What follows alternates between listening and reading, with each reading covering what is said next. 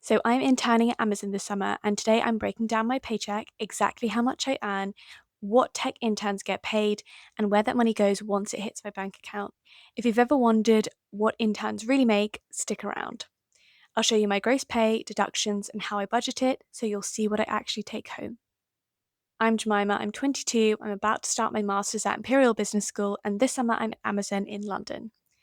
Outside of Amazon, I also tutor, so I'm used to juggling multiple sources of income. When I was applying for internships, I had no clue what the pay actually looked like after tax. So hopefully, this helps you get a realistic picture. I'm paid monthly, which I think is pretty standard for internships. It's annualized to about 31,600 a year, which comes down to £2,600 per month. Obviously, we're not here for the full year, hence why they consider it 31,000 prorated. So we get the portion that we intern for. So I've been interning for about 4 months, so I'll get the monthly salary times four, essentially. This is above the average student internship in the UK, which can range from about 1,000 to 1,500. So, in terms of deductions and taxes, on the 28th of each month, I get my payslip, which details my gross pay, any deductions that are involved, for example, pension, national insurance, what my take home pay is, and any tax that I've had to pay. So, if I'm looking for my actual from June, I can see that my basic salary under my earnings was £2,600. Deducted from that is a salary sacrifice. So, what this is essentially is you can opt in to having a portion of your salary deducted and put into your workplace pension. I think it's pretty standard across most corporate roles in the UK. So, my pension salary sacrifice comes to £117 per month, which is about 4.5% of my income. And the reason why is because Amazon matches up to 4.5% of your monthly income. So that pretty much covers my earnings. Then, if I look in my deductions, I have tax and I have national insurance, so NI. So the tax amount is £54.33, and national insurance is about £114.80. So total deductions, so, my total earnings, considering my pay minus my salary sacrifice, is £2,483, and my total deductions is £60.47. Lots of other things on my payslip, but at the end of the month, the amount paid into my account was £2,422.53, which is not too bad because my salary is prorated. I will end up getting a small tax refund at the end of this tax year. Other details like internship stipends that I will go into in just a second. So, in terms of perks and benefits, this is where it gets interesting. So, Amazon provides a relocation slash internship stipend, which essentially covers things like relocation, so rent, but also groceries and other day to day costs that will be involved if you are interning at a company. And I think this is something that's pretty standard for tech companies. It's something that I know is provided as well in the US. I think in the US, there's also an option to get accommodation instead of opting into the stipend. The stipend is there for everyone to choose. You can opt into it or opt out of it. At the end of the day, it's still considered income. So I get a relocation stipend that was paid into my bank account as a lump sum before I started my internship, and that went on my first payslip. So my first payslip looks slightly different because I was paid a much larger amount. The stipend was a fixed amount per month that I am working at Amazon. So it's about 5 months multiplied by 1,200 USD, which is the fixed stipend that you're given. So this is something that was completely new to me. I've done many internships before. I interned at estate order companies. I interned at the British Luxury Association, and this was not something that I previously experienced. And so my income for that payslip on paper is a lot higher. Therefore, that first month that I was at Amazon, I did pay quite a lot of money in tax. I think I paid around £2,000 in tax. So budgeting my paycheck. I am quite lucky that even though I live quite far, so my commute from the office is about an hour and 15 minutes, that I am still within a fairly standard commutable distance when it comes to London commuting times. So even though I could have chosen to rent a lot closer to the London office, I chose to stay at home, and this way I don't have to pay rent. I can use my stipend to cover other expenses and cover my transport expenses, but I can also end up saving a lot of it.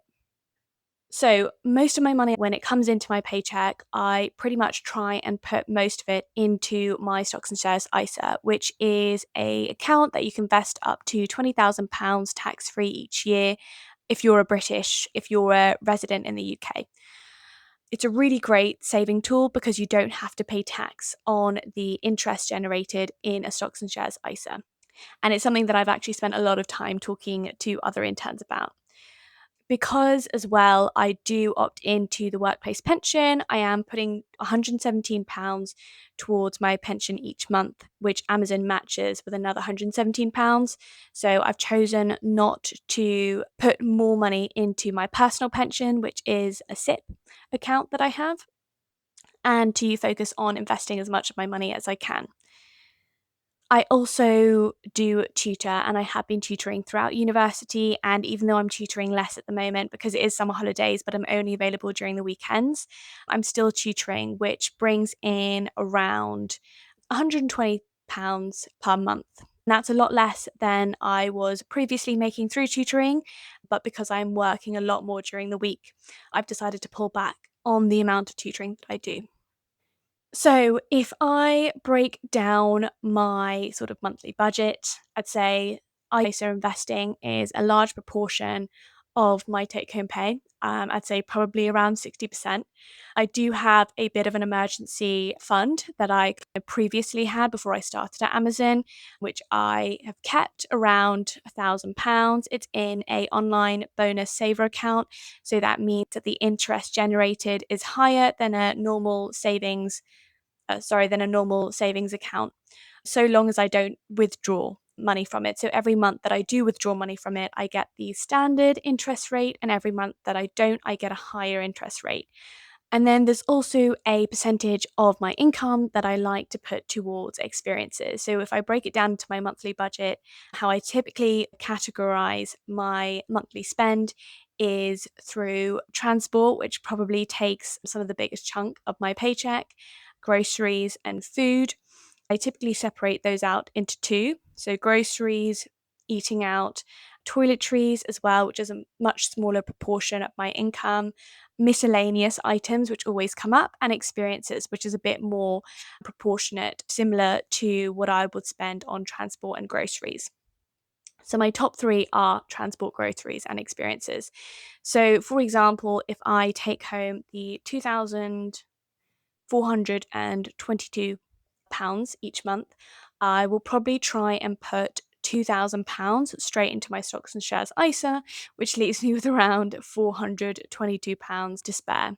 If I'm considering my tutoring income, then that brings me to about £500, almost £600 to spend on a monthly basis. Because I don't have to pay rent, that would typically go straight into my day to day expenses or my experiences. Typically looks like eating out once or twice a week. On the weekends, at least once, I try to meet up with a friend and do something. But because I'm so busy during the week, I'm actually able to save quite a lot more. Because I'm commuting Monday through Friday, I do spend a lot more on transport than I might do when I was studying. I've been quite good at taking the bus, which is a lot cheaper than taking the tube, even though it's a little bit longer during the busier Tuesday, Wednesday, Thursday around getting into the city of London. I've been quite good at getting a packed lunch so that I'm not spending money every day trying to pay for lunch at the office. It would cost around £7 to £10 per meal. So I think I spend around £100 a month on transport costs because I am based in London, even though I take the tube most of the time. Occasionally, maybe once a month, I will take an Uber. It stayed pretty average. If anything, it'll go between £100 and £150 if I compare to my spend at uni, but it's pretty much stayed around that £100 mark. still able to save and invest quite a lot of my monthly income. I still budget very carefully, something that I update at the end of every month, and I review my spreadsheet and see how much my average spend is. I definitely think since I have been interning, I've been able to save a lot more money, not only because the paycheck's a lot higher, but also just because Monday through Friday, I'm working 8:30 to 5:30. By the time I get home, it's around 7 p.m. I don't eat out a lot, and I usually go out once or twice on the weekend to meet up with friends. So I think I've ended up actually saving less than I had when I was in the earlier half of my gap year, and I was spending a lot more. And even when I was in my third year of university, because I was spending a lot more on experiences.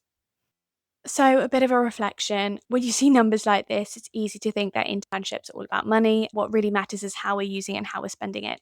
Internships are short term. It's something that I've been very conscious of, and I've been trying to invest as much as possible during this time. And that's something that I was very conscious of going into the internship as well. Tutoring throughout university taught me that even small income really does add up.